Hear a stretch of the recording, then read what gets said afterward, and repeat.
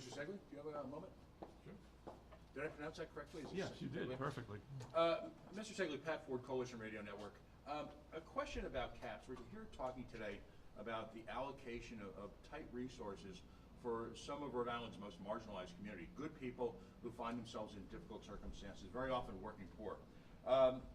At the same time, community action programs exist largely to be middlemen for a number of federal programs. There's a culture in this state of folks making a lot of money off of, air quotes, helping the poor. Your compensation is over nearly $220,000 a year. The gentleman at Tri-County makes $300,000 a year. How do we justify, and by the way, Crossroads, almost $300,000 a year. How do we justify what many would consider excessive salaries for organizations that are here to, again, help the poor? Well, are you suggesting that we should be poor to help the poor? No, I think there's a reasonable balance between being well compensated. I'll talk about the food bank, for example. The gentleman who runs the food bank is paid well, but of course he's running a fleet of hundreds of trucks, 1,000 or so volunteers. This is a local agency. So I'm not asking you to be poor, but at the same time, $200,000, $300,000 salaries, there's a culture in this state, and many of my viewers complain about it.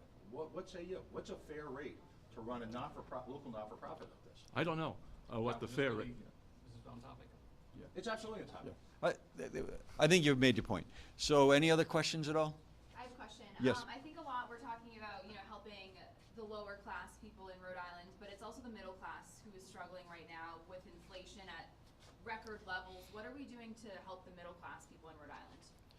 Well, we're doing a great deal in terms of tax relief, as I mentioned, about almost $80 million of tax relief just on their vehicles alone.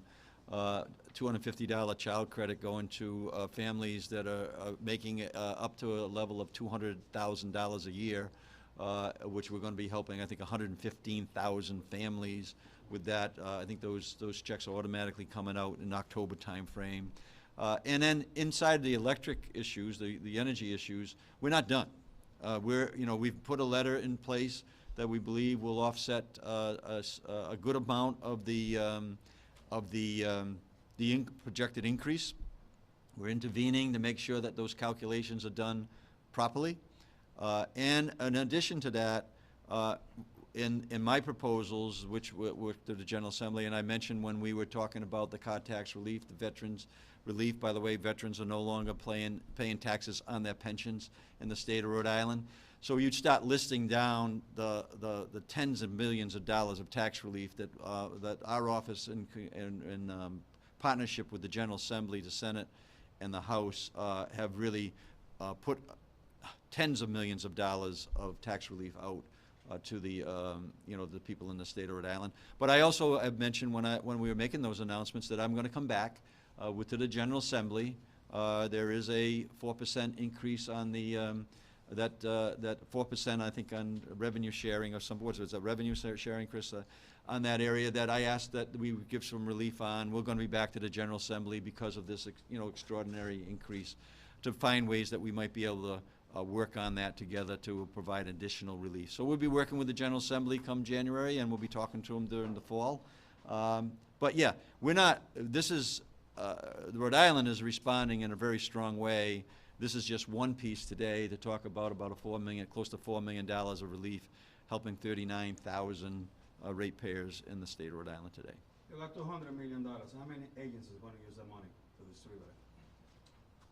How many different agencies? On the $39 million? Of the $200 million that you want to give out? No, the $200 million was for the rent relief. Rent release, yeah. No, we included all the community action programs to help provide those in conjunction with our office, along with the Rhode Island housing, right? So those dollars are, right now there's about $27 million that's still available, and we're trying to get details, Ray, on how that last $27 million of the $200 million can be actually allocated. I've asked the question whether we could kind of accelerate some of the energy needs that are upcoming, so we're getting explanations on whether we can use it that way.